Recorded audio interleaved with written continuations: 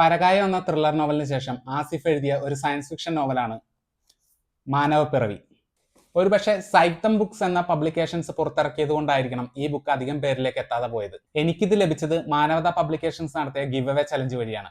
എൻ്റെ റീഡിംഗ് ജേർണിയിൽ എനിക്ക് ആദ്യമായി കിട്ടിയ ഒരു ഗിവ് അവേ ഗിഫ്റ്റ് കൂടിയാണ് മാനവപ്പിറവി. ചില നോവലുകളുണ്ട്, നമ്മൾ വായനാനുഭവം എത്ര ഡീറ്റെയിൽ ആയിട്ട് എക്സ്പ്ലെയിൻ ചെയ്ത് കഴിഞ്ഞാലും മറ്റുള്ളവർക്ക് അത് കണക്ട് ആവണമെന്നില്ല. അത് വായിച്ചറിയുക തന്നെ വേണം. ആ കൂട്ടത്തിൽ പെടുത്താവുന്ന ഒരു നോവലാണ് മാനവപ്പിറവി. അതുകൊണ്ട് തന്നെ ഒരു അഭിനന്ദനം അറിയിക്കുന്ന ഒരു അറ്റംപ്റ്റ് തന്നെയാണ് ആസിഫ് ഈ ബുക്കിലൂടെ നടത്തിയിരിക്കുന്നത്. നൂറ്റാണ്ടുകൾക്ക് മുമ്പ് ദിനോസറുകൾ ഭൂമിയിൽ നിന്ന് അപ്രത്യക്ഷമായി. ഏകദേശം അതുപോലെ ഒരു വംശനാശം സംഭവിച്ച് മനുഷ്യനും അപ്രത്യക്ഷമായാലോ, ഭൂമിയുടെ അവസ്ഥ എന്തായിരിക്കും? ആ ഒരു ത്രെഡ് ഡെവലപ്പ് ചെയ്താണ് ആസിഫ് മാനവപ്പിറവി എഴുതിയിരിക്കുന്നത്.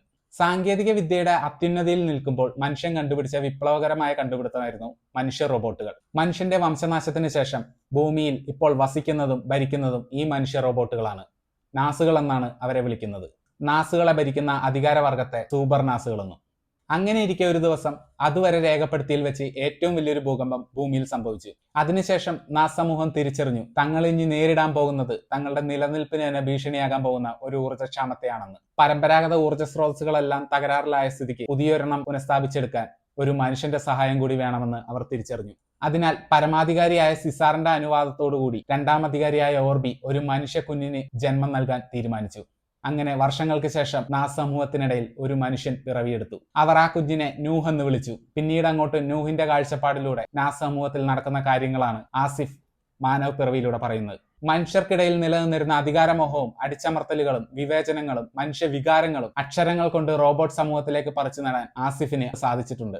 മലയാളത്തിൽ ഇതുവരെ ഉപയോഗിച്ചിട്ടില്ലാത്ത ഒരു സയൻസ് ഫിക്ഷൻ ജോണർ ആയതുകൊണ്ട് അത്ര എളുപ്പത്തിലൊന്നും ഓതർ ക്രിയേറ്റ് ചെയ്യുന്ന വേൾഡിലേക്ക് നമുക്ക് ഇറങ്ങിച്ചെല്ലാൻ സാധിക്കത്തില്ല.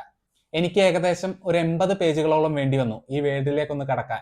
അതുകൊണ്ട് തന്നെ ഞാൻ ഏറ്റവും കൂടുതൽ സമയമെടുത്ത് വായിച്ചു തീർത്ത ഒരു നോവൽ കൂടിയാണ് മാനവപ്പിറവി. ആദ്യത്തെ 80 പേജുകൾ വായിച്ചു തീർക്കാൻ എനിക്ക് വേണ്ടി വന്നത് 2 ആഴ്ചയാണ്. എന്നാൽ ബാക്കിയുള്ള 270 പേജുകൾ വെറും 2 ദിവസം കൊണ്ട് എനിക്ക് വായിച്ചു തീർക്കാൻ പറ്റി.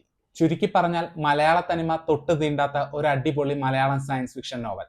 അതുകൊണ്ട് ഇതൊരു ബിഗിനർ ഫ്രണ്ട്ലി നോവൽ എന്ന് ഞാൻ പറയില്ല. ഇന്റർമീഡിയറ്റ് ലെവലിലെ ബുക്കുകളെങ്കിലും വായിക്കുന്നവർ വേണം ഇതൊന്ന് വായിച്ചു നോക്കാൻ. അല്ലാത്ത പക്ഷം ആദ്യത്തെ 80 പേജുകൾക്കിടയിൽ തന്നെ റീഡിംഗ് ബ്ലോക്ക് വരാൻ സാധ്യത കൂടുതലാണ്. ഒരു വെറൈറ്റി വായനാനുഭവം താല്പര്യപ്പെടുന്നവരാണ് നിങ്ങളെങ്കിൽ നിർബന്ധമായി ഒന്ന് ട്രൈ ചെയ്ത് നോക്കുക ആസിഫിന്റെ മാനവപ്പിറവി. ബുക്ക് ലഭിക്കാനായിട്ട് മാനവത പബ്ലിക്കേഷൻസിനെ ഇൻസ്റ്റാഗ്രാമിൽ കോൺടാക്ട് ചെയ്താൽ മതിയായിരിക്കും. താങ്ക്